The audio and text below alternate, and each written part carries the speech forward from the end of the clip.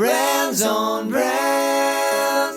Hey, this is Joe Sanok from ThursdayIsTheNewFriday.com. If you want to make the 4-day work week a reality, to have more productivity, creativity, and to change society, you're going to want to listen to today's episode of Brands on Brands with my good friend, Brandon Birkmeyer.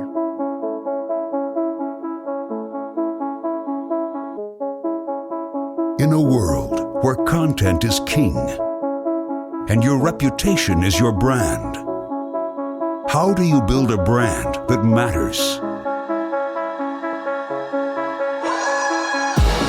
Welcome to Brands on Brands, a home for those that think different and push their boundaries.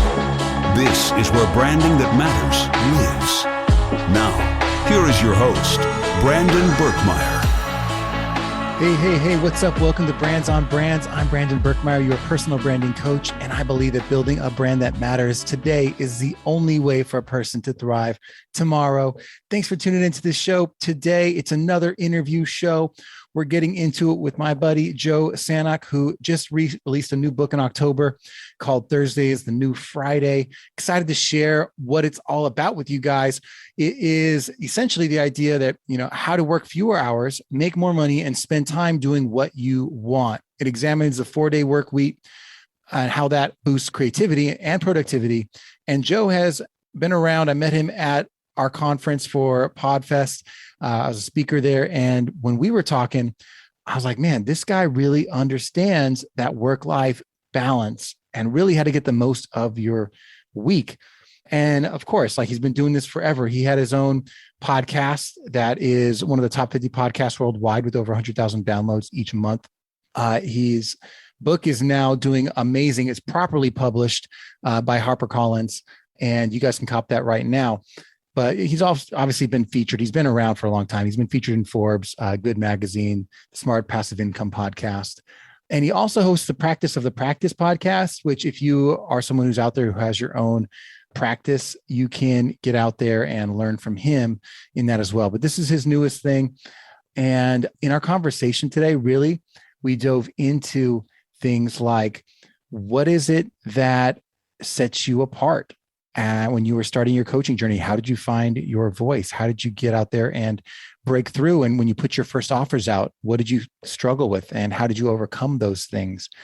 And when you were building this book and you had these ideas, what made you come up with this idea of a 4-day week, and why 4 days and not 3 days? We get into all that, and it was super insightful, super useful for me, and I hope also for you guys. So check it out, my interview with Joe Sanok.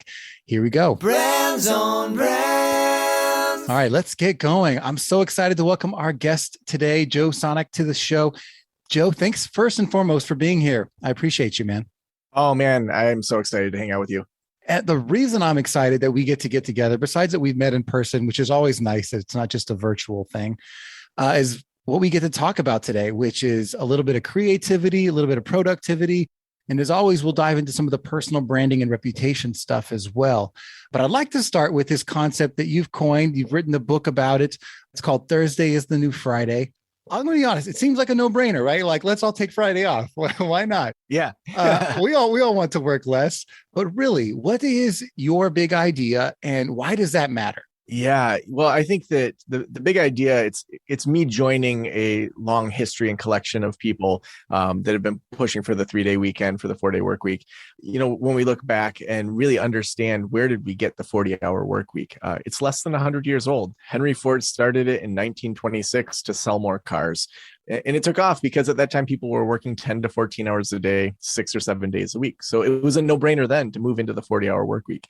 But his belief was that if people had a weekend, then they would buy a car, because they weren't going to buy a car to get to work faster, but they would if they had a weekend. And so he sold a ton of cars as a result of it. And when I think about, okay, it's less than 100 years old, it was completely made up by this random power broker of the early 1900s. For me, why this matters is because if we look at our generation as the post-pandemic generation, we have huge challenges ahead of us. You look at the next 20 to 50 years, we've got global warming, future pandemics, we have all sorts of civil unrest. Who knows what else will come our way? Do we think that the 2019 version of humanity was the best that we can do? pre-pandemic, or can we do better? We have an opening right now for a handful of years to say, how do we want to reinvent society, and how do we help ourselves to be the most creative, the most productive to address these future challenges? So when I think about why the 4-day work week, because we need creative people, we need productive people that can really address the challenges that are coming towards our generation. So what made you start thinking about that? Because, maybe you were reading the newspapers, which every day have doom and gloom in them. And you were like, yeah, there's so many things we need to accomplish. How are we going to get there? Or whatever it might be. But like, how did you, where did this idea come from? Is this something it started off as something else and it modified over time? How did you get to this idea that, this is what we need to be having a conversation about? Yeah, it's interesting how when you start to formulate ideas, you try to figure out, is this kind of the next trajectory for myself, or is it more of a return home? And for me, this is definitely a return home. I remember my freshman orientation. So I'm a high schooler about to graduate headed off to college. I go to this freshman orientation, and it's like a weekend away for the first time ever as, a young adult. And I'm sitting with this academic advisor in a small group of probably 5 or 6 different people. She said, okay, we're going to make your schedule for the fall. And I raised my hand right away and I said, well, do I have to take classes on Friday? She's like, no, this is college. Do whatever you want. So throughout all of undergraduate and graduate school, I never had a Friday class, except for one semester when there was that one mandatory class that I took at 8 a.m. on a Friday.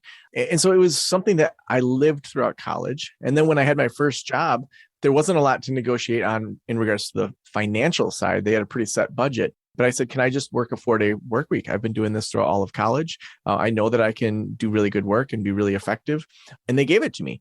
And so as I moved into my career, like most people, I just started, following the 40-hour work week, and eventually over time kind of lost that 4-day work week. But then in 2015, when I left my full-time job to do my private practice and to do my consulting full-time, I went back to that 4-day work week to just test it out as an experiment.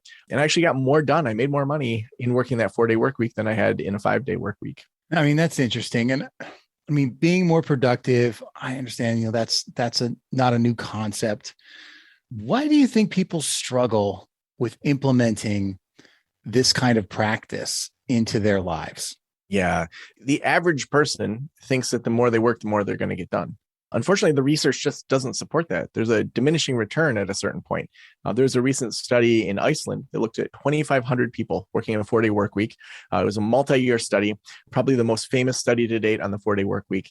And it was across disciplines. It wasn't just teachers. It wasn't just, lawn care workers. It was across multiple disciplines. And they found that their productivity was higher than the 40-hour work week, that they were happier, they were healthier, that they're better able to manage their lives. And so when you look at that, okay, 32 hours is more productive than 40. That means those last 8 hours were actually just a hobby. They were a waste of time. It was like climbing a hill and then the sand is moving down. And instead of getting off of that hill and staying at the top, you just let the sand pull you back down. Like, why would we do that? If we know that the research is pointing that 32 hours or a 4-day work week is more effective than a 40-hour work week, why would we spend that extra time at work instead of investing in our communities, investing in our children, doing fun things, and having a higher economic return for all of that? I'm going to get a little controversial with you here, but buddy, do it. I know you bring can the noise. I know you can handle it. On one side, a very popular man who a lot of you have heard of, Mr. Tim Ferriss, says we need 4 hours, and you're saying 32. I appreciate that it's better than 40, but should we be meeting at the middle at 18? Like, what's the right number here? Why 32 and not 4? No, I think that question of like, how is this different from the 4-hour work week? I think Tim did really good work when that book came out in regards to just showing the possibilities. And that book was aimed definitely at the individual entrepreneur, that people had almost complete autonomy over themselves. To think that a corporation is going to switch to a 4-hour work week, that's not who he was talking to. With my book, I would say that this is more for general society. What is the next step in our own evolution? Sure, Henry Ford gave us the 40-hour work week. That was appropriate in 1926. That was a huge step forward for humanity, but we've outgrown that. We've already let go of Fridays. That's when we have team building activities at work, when people bring in cupcakes to celebrate a baby, casual Fridays. We see that Friday has been a half work day for a long time. So people already aren't working those extra 8 hours. It may not be all on Friday, but they're spending extra time at the water cooler on Wednesday, and then they're in a meeting that could have been 15 minutes, but it's, an hour and a half. And so when you condense that time, we see Parkinson's law really live out, where the time that we give to something, the work expands to that time. And so when we look at, okay, should we meet in the middle? I hope that in 50 or 100 years, someone says, man, Joe Sanok and all those 4-day work week people, that was great for them, but we have outgrown that. We are different than that. I'm happy if that happens. That's the step away from the industrialists, because the industrialists taught us, here's the one way to do it. Everyone's a machine. Everyone's part of an assembly line. You do it this way or you're out. Everything's prescriptive. It's 5 steps. It's 7 steps. That's the old way of thinking. The new way of thinking is evolutionary, of saying, what's the next step for my business? What's the step for me individually? What's the step for humanity? And we're going to outgrow it. And that's not bad. It's not bad if in 5 or 10 years, someone says, the way Joe thought 5 or 10 years ago is now already outdated. Good. We're evolving. We're growing. We're getting better. I like that. I just have so many visions of the matrix, like people are batteries and we are in this system that is being used for other people's gain. And anything that gets us a little bit out of that and puts us back into our own lives. I love that. Having to think about, if I had 8 more hours back and I actually thought about, what would I do with this 8 hours? If I had to make this useful, fulfilling, productive time, what would I do with it? I think that's an interesting perspective. What do you think people should do with newly found time? How do you think they should approach that? I think initially it's really difficult for most people because they've overvalued work and they've undervalued their life. And so there's a huge awkwardness where they're realizing my tendency is to just go back to working. The kids are in bed. Oh, I should just knock out, 10 or 15 emails. That's going to reduce my stress for the next day because then I don't have those emails. But when does that end? Because then the next day you've got, 30 emails in the morning and it actually didn't reduce your stress and you're not giving yourself that permission to step back. So first, for most people, it's really recognizing how much they've overvalued work, how much ego they've put into that, and how they've defined themselves by what they produce rather than just who they are as people. Then I think there's often a time when people get excited about exploring new things. And for most entrepreneurs, most business folks, scheduling in things that are non-work works better than if they just say, okay, I'm taking Friday off and who knows, I'm going to sit around. So for example, last Friday, I went and did one of those sensory deprivation floats. It's a new sensory deprivation place here in town. I'd done them before, but never locally, and wanted to support them. So got it in my calendar, prepaid it. I'm not going to no-show on myself for that because it's in my schedule and I've already paid for it. Whereas if people say, I don't know, maybe I'll go hiking, maybe I'll go out for breakfast with a friend, but it doesn't land in their calendar, they're probably not going to do it. And then the switch happens when people realize how when they slow down, they actually are killing it more during that work week. They're focusing on the best use of their time instead of just across the board, having all time being viewed as the same. So then it becomes, I have to take Fridays off, or I have to take Wednesday afternoons off, or wherever you end up working less. That feels more normal for me to have a 3-day weekend than to just burn the candle at both ends. So once that happens, that's when you start to really realize the power of the brain to be able to really get to the next level through slowing down. Yeah. So many ideas come to my mind. I'm like, what would I prioritize personally is what I start imagining, and like, it might not even be just like more family time because the kids are at school. It might be that, okay, this is like my people day.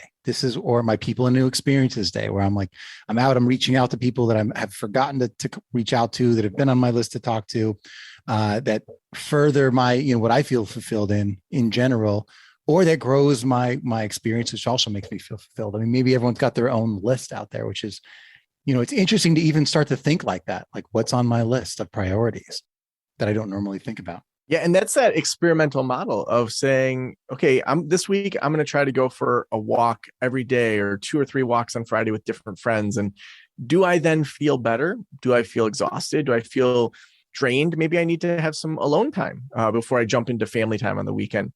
And so instead of saying, here's the one size for everybody, it's saying we're moving from a prescription model to a menu model. We're saying, I'm going to try this hiking thing for a little bit. I'm going to try a sensory deprivation chamber. I'm going to try reading. I'm going to try taking an improv class. I'm going to try all these things to see, do they give me life? Do they make me enjoy things and help me bounce back?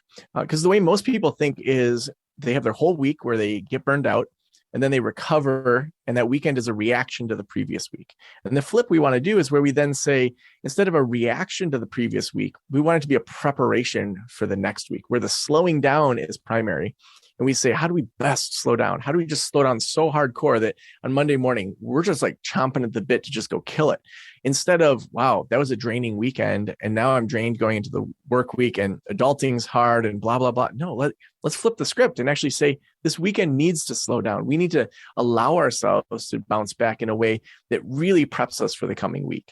I like this. And I think people I probably like, let's try to get this idea out there to sell more people on it. I probably didn't need to sell people on it. They probably would have just been like, yeah, sign me up.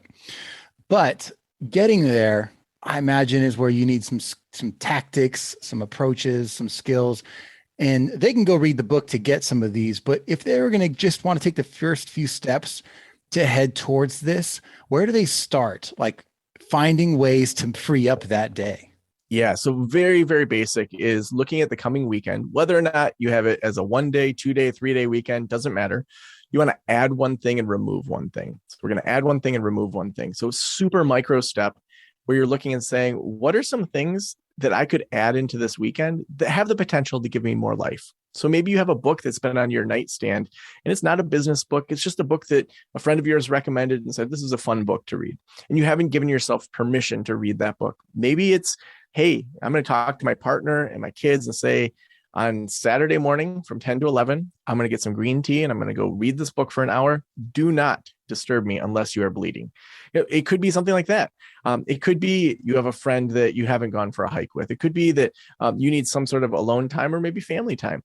But finding those things that you can experiment with to add to your schedule to say, well, did this brighten up my weekend a little bit more? If we keep, adding 5%, 10% to each weekend, over time, we're going to figure out these are the handful of things that really help my weekend to be better.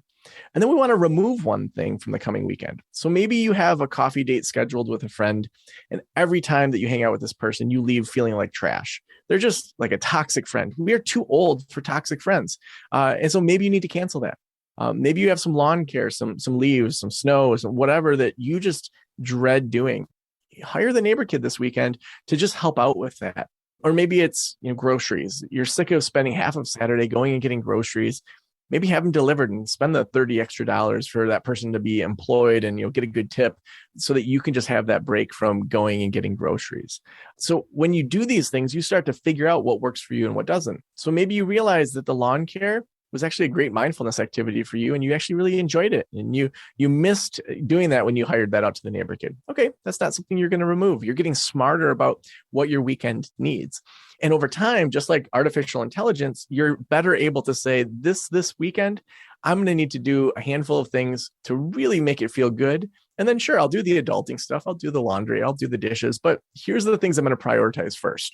I mean, you just made me think of 5 more things that I just don't want to do anymore. And I already had a list. I'm like, once I hit this age, like I no longer help people move. I no longer, sleep on people's couches or pick people up from the airport. There's just things I don't want to do anymore that I'm just not interested in. But now I'm like, yeah, there's a lot more things I want to add to that list. If I'm conscious about it, I can achieve that. So you've had, there are a few ways for me to approach this. I'm trying to think about the best way. If you had, you've been out there implementing this with a few people already. I'm kind of curious. I have 2 sides. I'm like, what helped them make it work? But really, I want to know like what you saw were some of the resistances in people that you were trying to help them with on this. Like any stories that really shine for you when taking through people on this journey. Yeah, I think that the biggest resistance, I would say, for most entrepreneurial and personal branding types is the idea that their business is their baby. I think that's such toxic language. I have 2 daughters, they're 7 and 10. I'm never going to leave them in an alley, but there's products that you need to kill. There's arms of your business that you need to murder. And for you to equate your business with a baby is super unhealthy. Like that's too much ego in your business. And so to even just say your business is here to help fuel the lifestyle you want, to hopefully do some good in the world, to help serve people. And you're allowed to say, this is where that business ends and my life begins. And so the handoff, when we're talking about whether it's outsourcing or eliminating things or using automations, is a lot harder when you have this toxic relationship with your business or your brand, because when you're thinking of it like a baby, you're not going to murder it. But if you think of it as a tool, we upgrade our tools all the time. We upgrade our operating systems. Your business needs to upgrade in certain ways and also have eliminations in other areas. So I say that's one mindset. I think there's also everyone else doesn't do it that way. And so, a lot of my audience are counselors, coaches, people that have kind of small businesses. And so they'll say, well, everyone else in my community works 30 clinical sessions a week. I can't, raise my rates and leave insurances and do these things. Everyone takes insurance in my community. That may be true. You may live in a rural community where everyone is on insurance, or it may also just be the way that you view the world.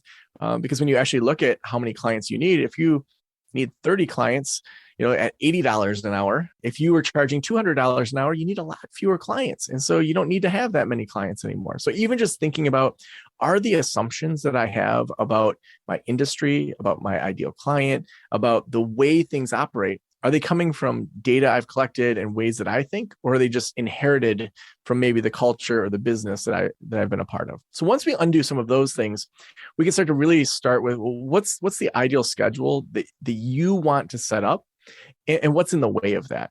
Frequently, people have made commitments to things that have more been handed to them than maybe are real. So it could be specific meetings that meet every Friday, and you've never challenged, well, do I need to have this meeting on a Friday? Do we all need to do this on Friday? Could we meet every other Friday? Could we meet quarterly on a Friday and then maybe just do some email updates to be able to design your schedule in the way that you want? And then lastly, to really drop the ball. Allow yourself to drop the ball on things. When you give yourself less time, what's going to happen is you're going to work on the very best use of your time. So if you typically have 20 major tasks in a week over 5 days, maybe you can only get to 15 or 16 of those when you give yourself 4 days. Those last 4 or 5 tasks, what does that tell you if you're dropping the ball? You're not going to naturally work on your worst 15 tasks. You're going to work on the best 15 tasks. And so that's showing you very naturally what you can outsource or eliminate or remove from your schedule. So to your question about an example, this guy, Dr. Jeremy Sharp, he's a psychologist out in Fort Collins, Colorado. He was at Slowdown School, which is an event that we host in the summer where we go hiking and get massages on the beach, and then we work on their businesses. Well, that sounds nice. It's amazing. We play spike ball and skip stones and day drink. It's great. He had such a busy schedule, and we reworked his schedule. We looked at his podcast that he just started, looked at just a few numbers that if they tweaked, he could take easily an extra day off. And I remember him calling his wife, Carrie, and, I wasn't right next to him, but, we were on this outside deck, and I heard him crying, and I talked to him afterwards, and they realized, oh my gosh, this crazy ongoing sprint of adulthood, it's over. I don't have to do it this way. And to just witness those moments when people realize this thing that I thought was unmovable and unshakable, actually, there's a lot of other creative ways that we can address that and not affect the bottom line and actually probably increase the bottom line.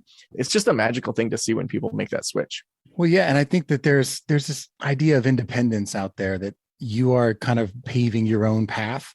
And especially if you're a coach or you're an entrepreneur out there, you've started to already see the light on that, though you may have taken the dark path and overwhelmed yourself. But if you already have the power to do it, sure. Now there's ways to get there. If you're in corporate or where someone else is in charge of your 40 hours, you might be a kind of harder task to get there. But other than having the conversation and seeing if they're flexible, I think it at least shines a light on the idea that maybe we should be rethinking what the next 20 years is after you've spent 20, 30, 40 years in some kind of career. Is that the next 20 years as well? What does that look like? Because I know a lot of people that were like me that were heading towards 40 were like, maybe I should start testing different waters and experimenting and exploring, whether that means working for yourself or not, which it ended up being for me, really, because then I know that I'm in charge of my success and that I get to decide how I spend my time, but also if I have food coming the next week, am I fired or not fired is up to me. And all those freedoms come with, really thinking about what you want your future to look like. Yeah. And I think that people that are in that corporate world often underestimate the power they have, especially right now. Retaining talent with my corporate clients is one, if not the top conversation people are having right now. How do they retain top talent and how do they attract new talent? Because everyone's hiring right now and not able to get the people that they want. And so when those companies switch over to a 4-day work week, we see that top talent wants to go there. I mean, looking at Shopify, who's switching over to a 4-day work week and testing that out. Also Kickstarter, a number of countries are testing it out. We're seeing that top talent right now is going to those places that has more work flexibility. And to even just have those conversations, if you are in a typical corporate job with your supervisor, to determine, do you work for an industrialist? The top key performance indicator they have for you is butts in the chair for 40 hours. Is that someone you want to work for, especially right now when the power really is in the employee's hands in regards to being able to negotiate, find a new job, switch jobs? Right now, the employer is in a very tough spot. And so to be able to have those conversations and to be able to say, could we test a 4-day work week? Could we test a 32-hour work week? Walk through the particular process that I teach and how corporations can do that. The companies that do that are actually finding surprising results. Yeah, I can imagine. And I remember for me, like I had a period of my life where I was kind of testing the waters, and I went into the new job and I said, hey, this is what I'm looking for. Like right now, I can only work 3 days a week. And they said, well, we need this many hours. And we kind of figured that out. I was like, well, I can work this many hours in those 3 days. But you going into that discussion saying, this is what I bring to the table. If I'm the right person for you, here's some things that I'm looking for. When it's the right fit, it might work. So you might have an opportunity at that negotiation stage. If you just started a new job, it might be a little difficult. But if you've built some good faith and goodwill over a couple of years, just like a lot of us, once we have kids for the first time, suddenly they're like a little more flexible with you leaving a little early or whatever it might be. So I think that it's definitely an opportunity to explore. Now, I do want to kind of pivot a little bit here and talk about kind of your journey and getting there for yourself. I mean, you had you were working for yourself for a lot of years, you know, in your own practice, but at some point you also had to figure out like your pivot and kind of navigating that. What was that like for you? Yeah. So it would have been 2009. I was working at a community college, had a counseling practice on the side, really to pay off student loan debt. The idea was if I could do 3 to 5 sessions a week in the evenings, this was pre-kids, I could easily pay off the student loans within a couple of years, just working a handful of hours a week. And so it started that way. And then that practice kept growing and I kept having clinicians that wanted to join my practice. So I had to learn, how do you add 1099s and how do you structure it differently beyond just yourself? And then in 2012, while still having that full-time job, I started practiceofthepractice.com to just start publicly documenting what I was learning about business, because for mental health clinicians, counselors, psychologists, we get zero business training in graduate school. And so it's interesting to see what percentage of us go into private practice with no knowledge of even what's a profit and loss statement, what's an LLC, what are the benefits of all these things that are really basic.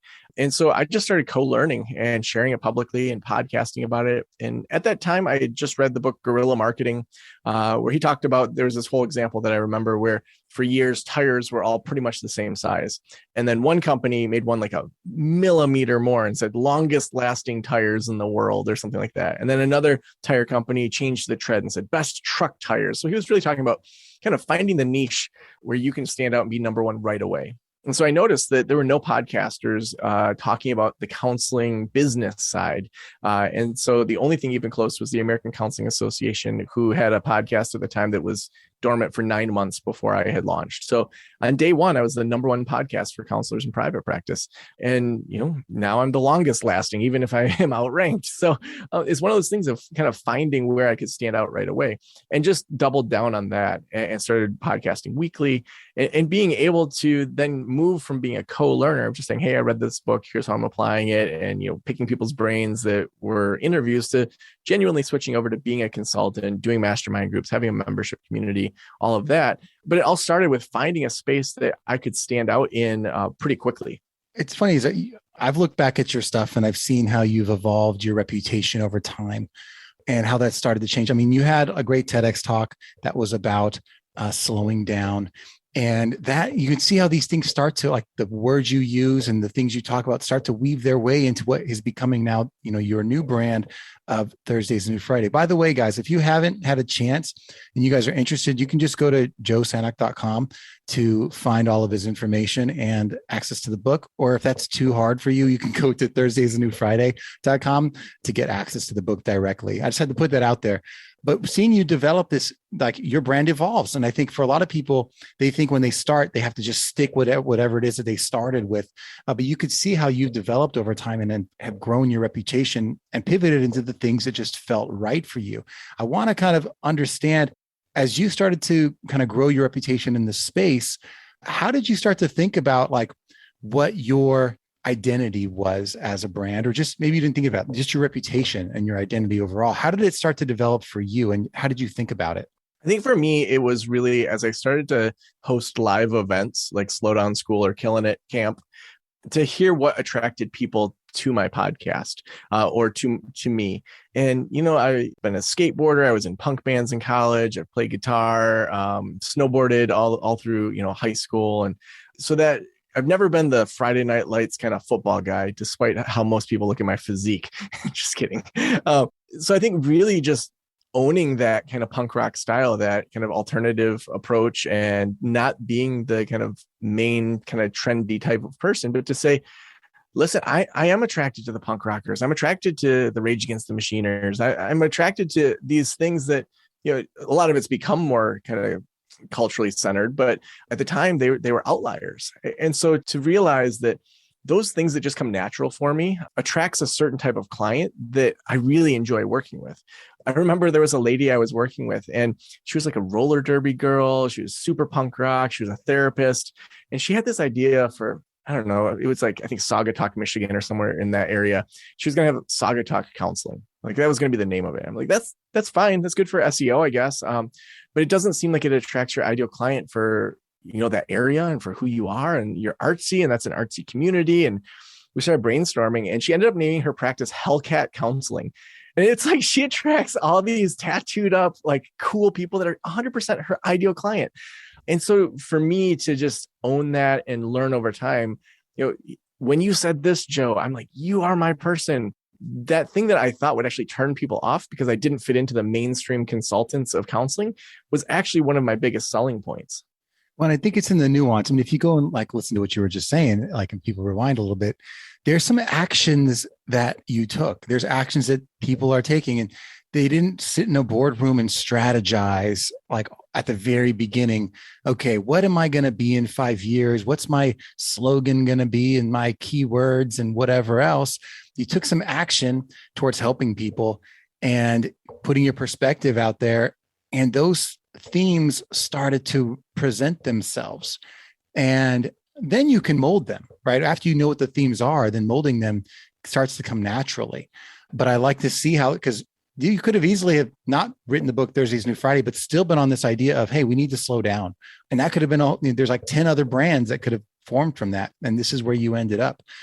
I'm curious, when you were building before Thursday's the New Friday and you were building your reputation as a coach, that first couple of like things that you built that you weren't sure about, the programs, the courses, the groups, what was that experience like? And did it work right away? Was it a huge hit right off the bat? No, it was terrible. It was so terrible. I think one thing I learned early on was that I was trying to sell before I had an audience. And the big thing I teach now is grow your specialty, grow your audience, then grow your income. Because your audience will tell you what they want to buy. So for example, just right before this, I had people that did a bulk book buy of Thursday is the New Friday, and they're now in this mastermind group. And we have 55 people that are in this mastermind group that meets every Thursday for 6 weeks. And in today, people are saying, what's next after this? Like this, we're halfway through, we're at week 3.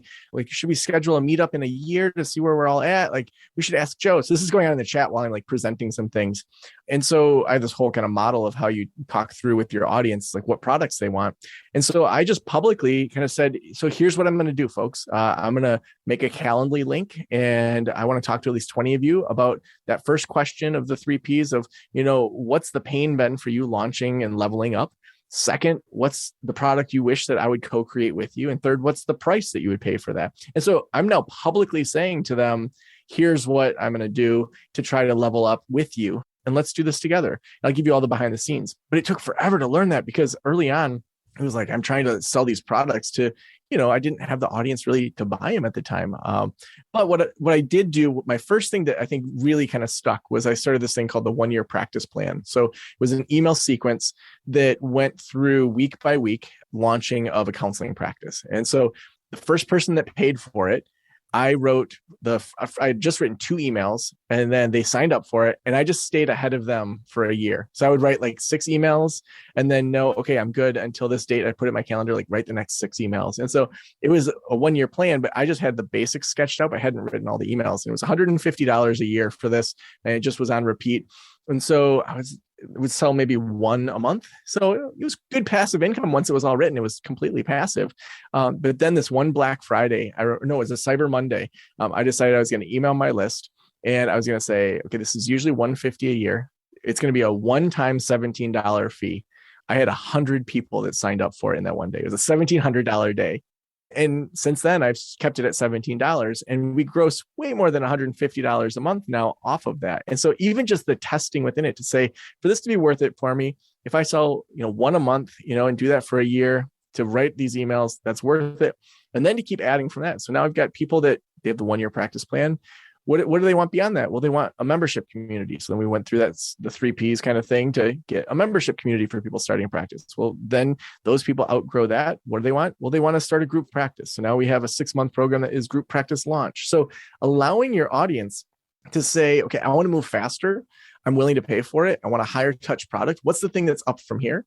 Actually, I want to go a little slower and bootstrap it and do it my own way and save a little bit of money. What's the downsell from here? And at every phase of a counseling practice, we have a product from that $17 tripwire of the 1-year practice plan, all the way up to people that are ready to leave their counseling practice. They want to do a podcast and e-courses. It's an $18,000 program where we help them launch a podcast. And so there's things at every phase that they can say, I want to save money by doing it myself, or I want to speed things up and pay you to do it. So I want to dive into that. You mentioned something which I think is really interesting for a lot of people, which is it feels like kind of on a whim decided on Cyber Monday to drop and say, you know what, I'm going to see what happens with this $17 offer. Was that scary? And what were you thinking when that happened overall? And are you happy with what the result was? I was really frustrated at the time because I knew it was a good product that was worth $150. I'm like, at least I am teaching you how to launch a practice for the cost of like 1 session. If you get 1 client that comes once, you've paid for this. And I didn't understand why people weren't buying. So it's just almost out of frustration. Like, I don't know what to do anymore. You people, I'm giving you all this content. I do the podcast. You won't even give me $150. And it was sort of well, screw it. I'm going to just try something crazy and we'll just see. And so it really came out of, I wanted to have more people purchasing, even if it was much less, so that they went from, people talk about going from 0 to 1. They're not just getting free content anymore. They've given me something. And it worked so well that I just decided to keep it. What was the value of that? So having, giving people something that was way more worth than what they were paying for it, but suddenly having 100 people or more interested and now in it with you. What was the value of that for your brand?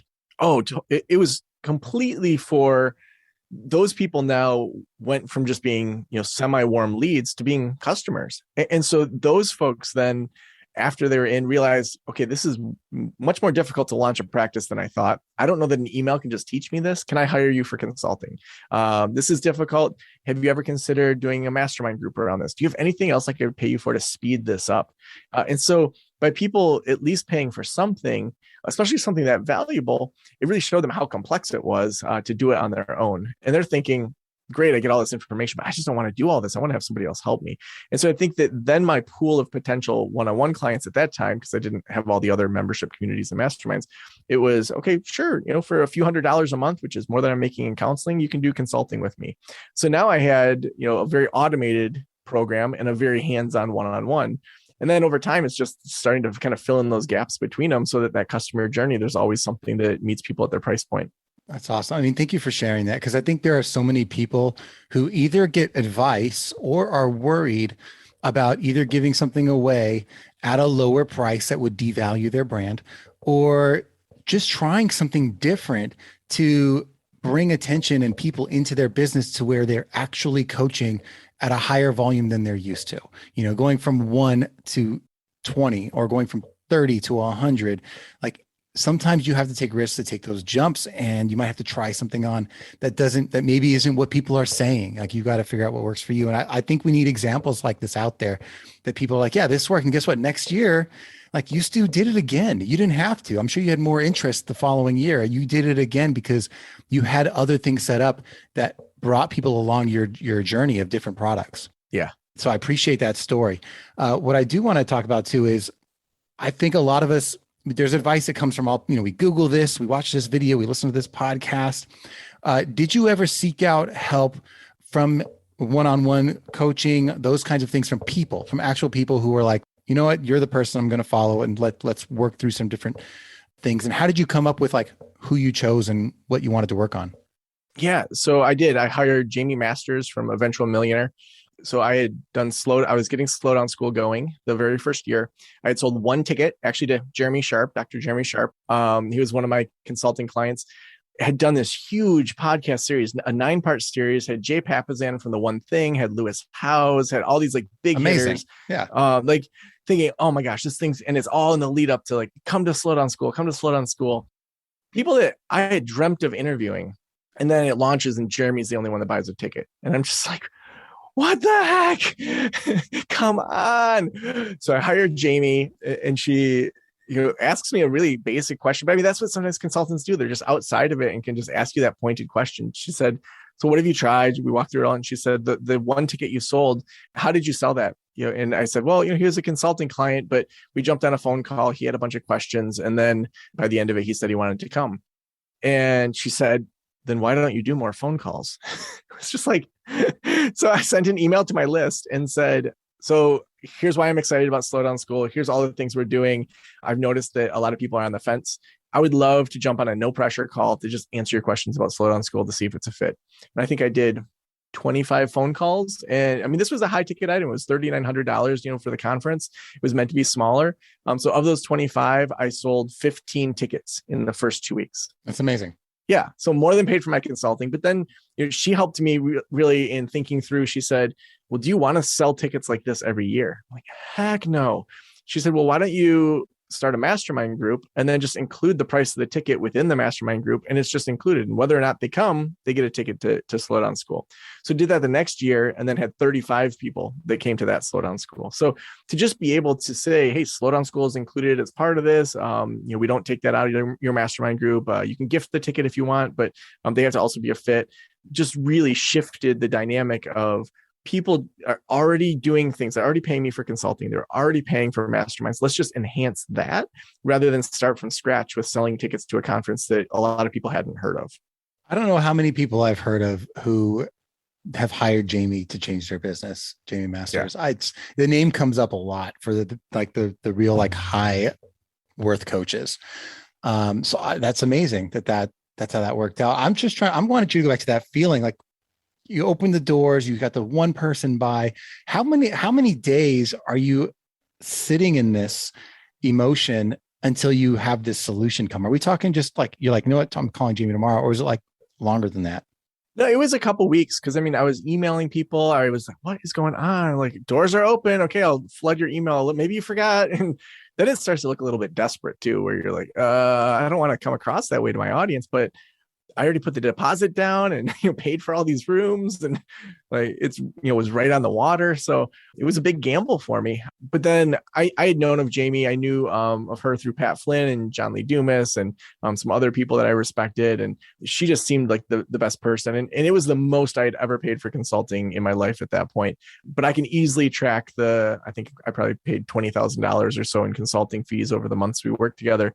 I can easily track over $200,000 directly back to that. If not, then all the ancillary benefit and the traction I got, and a number of other things that it's a little hard to quantify. Yeah, that's amazing. I mean, I appreciate you sharing that with people, because I think a lot of us, we get stuck. We don't know where to go. We don't know who to talk to or how to find people, or even have the confidence that, if I found just the right person to help me, I can turn this around and make this work. Because you could have just walked away and said, you know what, this was a failure. I'll work with this person one-on-one or something and make it up to them, and gave up on that idea. but you turned around and make it work. So I think people need to hear that more, because there's so many people who I'm sure have run into that where they sold 0 or 1 or 2, and they walked away from that idea that if they tried it again or just twisted it, maybe it could have started something that would have been great for their business. So thank you for sharing that. Yeah. We're coming towards the kind of the back end here of the show, and I wanted to kind of wrap this up with a pretty bow for everyone. So I want to ask a little bit about kind of in the personal branding space, if anyone's out there building like a coaching business, and I know I can ask you this because you've helped a lot of people who are, giving advice and building businesses like that, their own practices. What are some of like the core lessons that people can implement right now that can help them just unlock, their building their reputation as a coach? Yeah, I would say that there's the personal and there's the professional. Every single one of you as a person has unique things about you. You like skateboarding, you like football, you like the Bears, like whatever. Like you have things about you that just set you apart. And if you have 2 or 3 of those just unique things about yourself, it's just going to make you a more interesting person.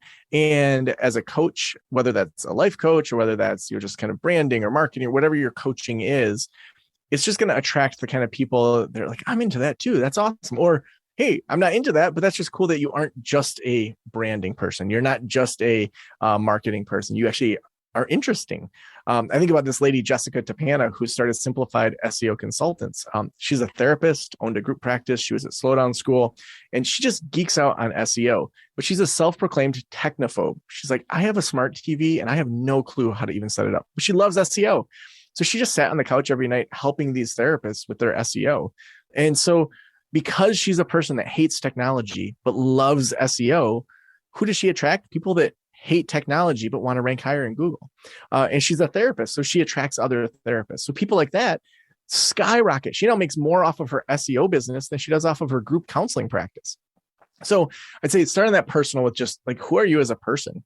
And then on the professional side, there are so many self-proclaimed life coaches, business coaches, fill in the blank, that having some extra training and certifications can really go a long way. So say you're a life coach, maybe get some breathwork training, get some different training in Reiki, get training in something that's external, just saying I'm a life coach or I'm a personal coach. Have some sort of modality that gives you a little bit extra kind of oomph, because when you have that, it builds your skills, but it also gives you just a lot more tools to work with. And I think for clients, they then see that even if maybe you're not licensed or you're not a counselor or psychologist, that you do have training in different areas and different modalities. It's so worth it to find people you respect, go through their programs, spend the 6 or 8 weeks to go through it, understand how they teach, understand how they sell, understand how they learn. Those are all things that then you can apply through your own lens and teach in a different way. I think that's amazing. I have this book on my shelf right here called Flip the Script by Oren Klaff. And one of my favorite little nuggets in it is this chapter called The Plain Vanilla. And he talked about like that idea of brand differentiation being just one thing. Whereas, instead of saying, I'm like you said, I'm a life coach and I have all these great skills as a life coach, and here's how I learned and whatever else, you say, hey, like you can hire any life coach. All of us will accomplish these things for you. I also happen to have learned breath work, and I incorporate that into my practice. I think it makes a huge difference in how fast you progress. That's what you get with me versus someone else. If you're into that, I'm your person. Like having that one thing where you say everything else is just plain vanilla. Here's the one cherry on top. Here's the one thing that makes me different. Might make them for you. I love that. That's a great example. And if you guys haven't heard of that book, that's a great book too.